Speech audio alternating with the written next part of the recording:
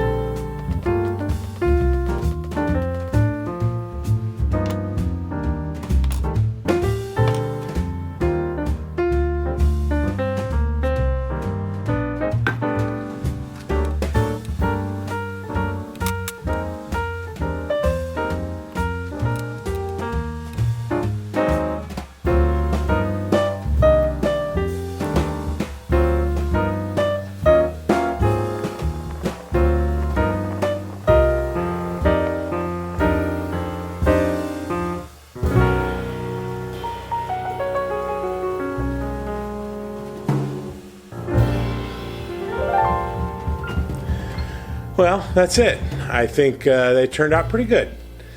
I don't have a lot of use for them because they're just not something I'll probably use. But it was a fun project to work on, and, you know, they look nice. So that's it. See you next time.